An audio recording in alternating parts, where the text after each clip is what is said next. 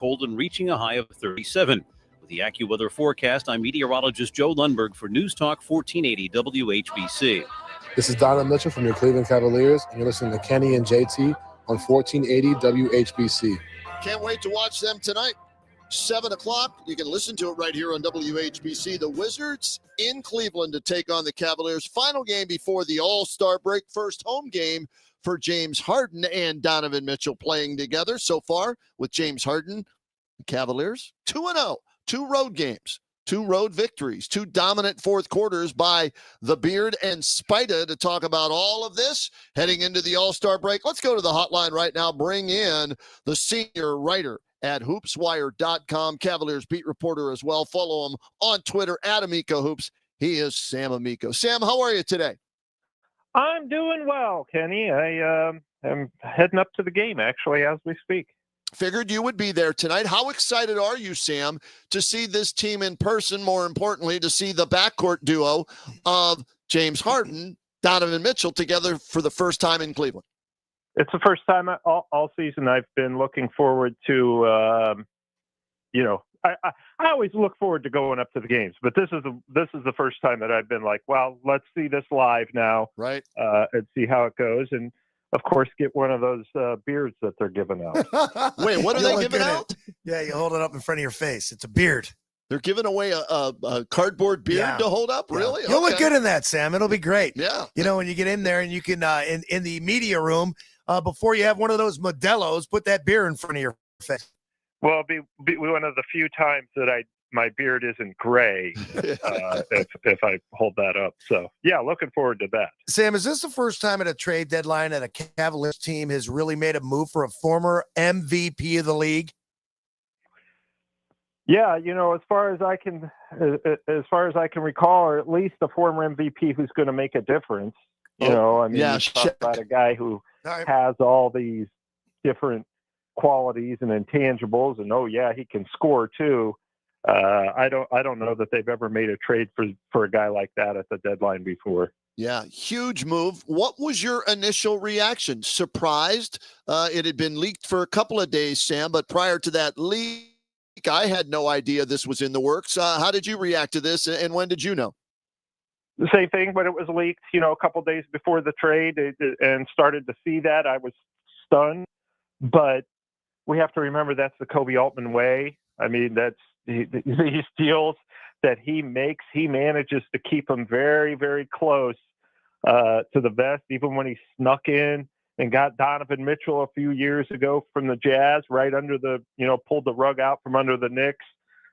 That's just historically how Kobe Altman has done things. So, guys, when I first saw it, I'm like, really? Darius Garland for James Harden? But then I sat with it for a little bit, and I'm like, this actually makes a lot of sense when you're talking about a team that looked like it was headed for a first or second round playoff exit, had to swing big. I think we all felt that way, to an extent, Sam. But, when we think about the availability and all they keep talking about with James Harden is the fact that this guy will play every night. You have to pull him off the floor because he's not going to give you load management. He's going to go as hard as he can. But for a lot of us, we look at the way he plays, the style of which he plays in, and we go, gosh, when he's going into the lane and he's like slower, it kind of reminds you of what we saw last year with Ty Jerome. And it's a slower movement, but he gets to the lane and he also gets fouled. And then afterwards, he's also big on, getting the ball to other players. He's big in assists, but we just didn't like it. Why? Yeah, I think people hated watching him play because of the way he tries to draw fouls and those type of things. But sometimes it takes guys like him. He's 36 years old. It takes them forever to find the right fit. And teaming up with the Kyrie Irvings and the Kevin Durant's didn't work, or the Joel Embiid's and Tyrese Maxey's didn't work. Sometimes, and even Kawhi Leonard and Paul George didn't work. Sometimes you've got to find the right spot. And what he offers is really a taller, more physical, souped up version of Darius Garland. I mean, he does all the things that Darius Garland could do, only better. And you're right. He's not fast. He's just a good basketball player. He's just so fundamentally sound and really, offers a lot of things that they were missing, not just in the backcourt, but, from a second star. And you talk about, forget his scoring, because he's only looking to score. That's his second. He's looking to deliver the ball. He can pass. He's an excellent passer out of the double teams. He gets rebounds. They're struggling rebounding. He had 10 the other night, and oh yeah, if you need him to, he'll put up 30 for you. So he's really bringing all the things and consistently, not just with the Cavs, obviously small sample size, but throughout his career, the type of things that this particular Cavs team really needed. Crafty and a lefty. Those two combinations, right, with him make him different than everybody else, Sam Amico. And when I heard about the trade and it was official, I'm like, really? It's the best they could do for Darius Garland is James Harden. Great regular season player, but always chokes in the biggest games in the postseason. And I listed 10 games, Sam, where he shot about 20%, right? And was just awful in do or die games. But in the regular season, he's fine. Where are you with him as far as his inability to rise to the occasion in the biggest games of the season when the postseason is around? Yeah, that's something that you have to consider. But I also think a lot of that is kind of dynamics of your opponent, of your teammates. And I think this is the first time, listen, at 36 years old, he's in a situation now where it's like, you know what, I've got a lot of young talent around me finally, with Mitchell, who's now in his prime, and Jared Allen, Evan Mobley, those kind of guys, Sam Merrill, Keon Ellis, the newcomer, obviously Jalen Tyson really in that group. I think this is it's just a different dynamic for him and a different situation in a Eastern Conference that's truly wide open now. I just think that almost should benefit him. It really should. Because guess what? He hears it from guys like us and the fans nonstop. This guy can't get it done in the playoffs. And now you have your two biggest superstars, your two, James Harden should be an all-star, but say your two all-stars. They're two of the guys who have the biggest chips on their shoulder in the entire NBA, right? Yeah. Because all they hear about is, you can't do this, you've never done this, and you're going to fail. So I think that's probably a positive given the situation that the Cavs are in terms of, we made this swing to get to the final. Sam Amico with hoopswire.com. He's a beat writer with the Cavaliers. Happy to have him on our show again today. And Sam, when this season started and we knew the Cavaliers were going to be in that second apron and, taxes and everything else that come along with that, and we expected so much and we weren't getting it. It was a show of frustration on a nightly basis. Is this roster now what you envisioned at the beginning of the season? I mean, is this the best Cavalier roster that you've seen since LeBron James was here? Well, without question, and forget about the way they played in winning those games and closing fourth quarters. There's only been 2 games, but they've closed fourth quarters like contenders. And I don't think any of us had seen that all season. They were falling apart a lot in second and fourth quarters. So, you throw in Evan Mobley and James Harden's reputation for unleashing big guys. We've seen what he's done with Jared Allen. I think we're going to see a different Evan Mobley rise a little bit more. So, this is the best version of the Cavs since 2018. And guess what they did then, Mm-hmm. So I think that you look at this roster, not just the stars, but how the stars help the other guys, and benefit. Look, Jalen Tyson's getting a lot of really good looks at the basket. He had 16 points the other night. Nobody's even talking about it, because it just all came within the flow of the game. And I think that's where Harden changes things. He keeps everybody kind of in the flow. And when Harden rests, you have Mitchell still out there and vice versa.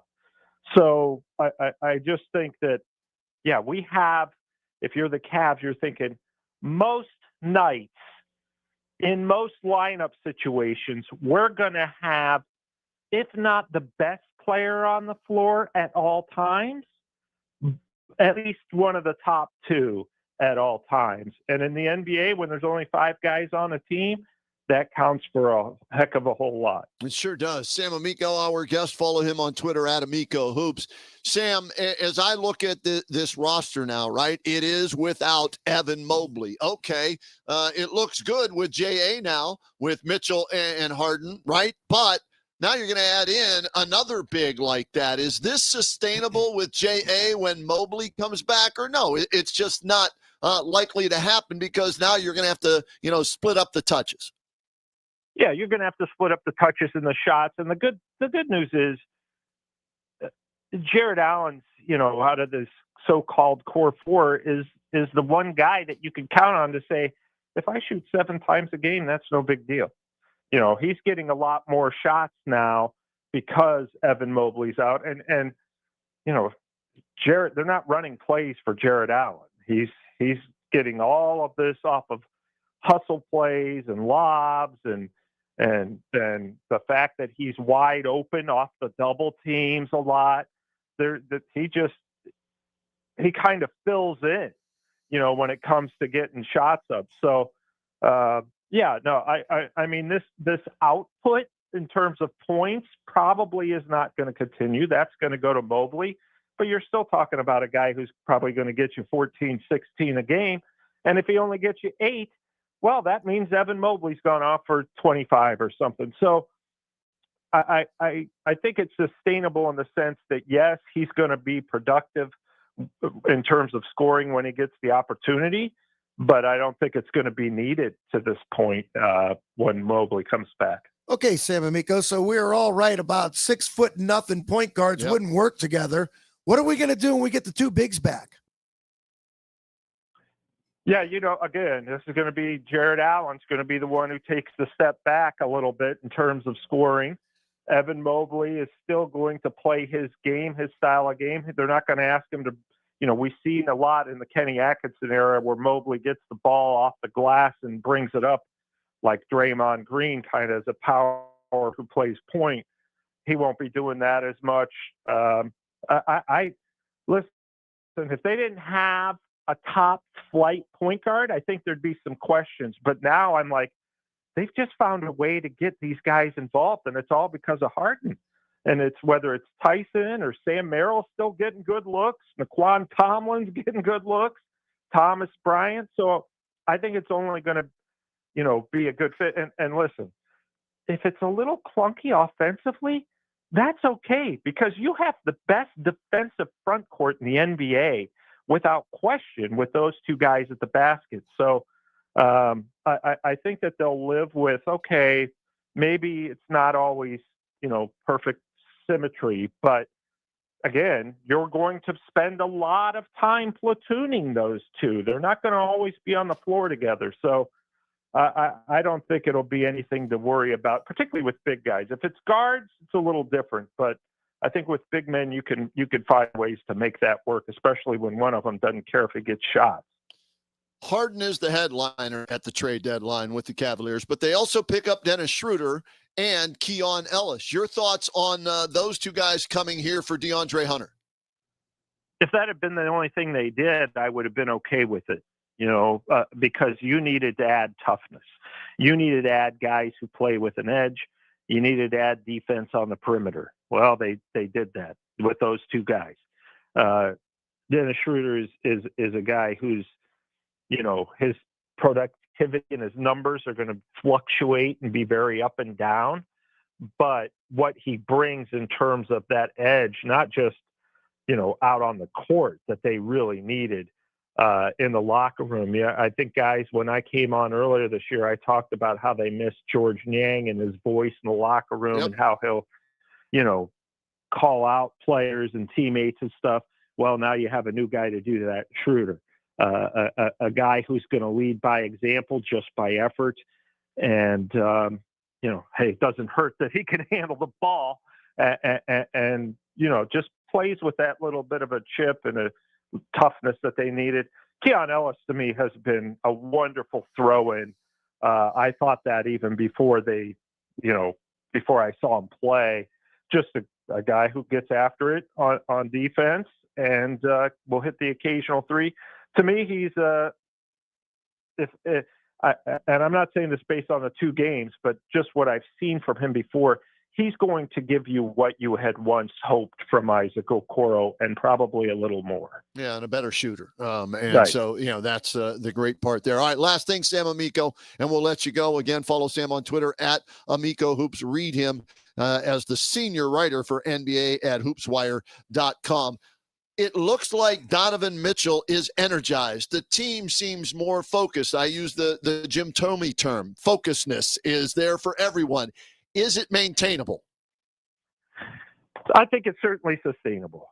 The thing about every NBA team, how do you respond when things go wrong? Right. Because you're gonna lose one of these games, but the team you shouldn't lose to, you're gonna maybe get blown out of the gym. You got Oklahoma City on February 22nd in OKC. That's about right when Shai Gilgeous Alexander should be back. So, how do you respond when things don't always go your way? Lose a game 1 in the playoffs or a game 2 at home or something.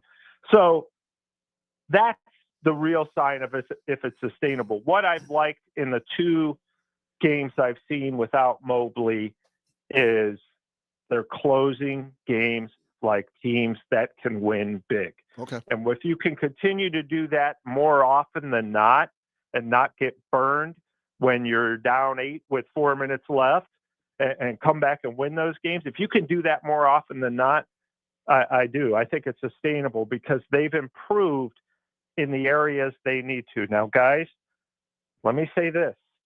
If they don't start rebounding better, it's going to cost them, and it's going to keep them from getting as far as they should. And if they don't start rebounding better and they don't get as far as they should, it's going to cost Kenny Atkinson his job. Wow. They've got to get that figured out because that's something that's really going to haunt you in the playoffs if you don't get it, up. But right now, love what I've seen. 2 games, excellent. Well, hopefully with Mobley coming back, that'll help on the rebounding as well. And James Harden hitting the glass at his size at 6'5" should help as well. Should be a lot of fun tonight. Enjoy the game tonight, Sam. Thanks so much for joining us. Keep up the fantastic work. We'll talk to you down the road.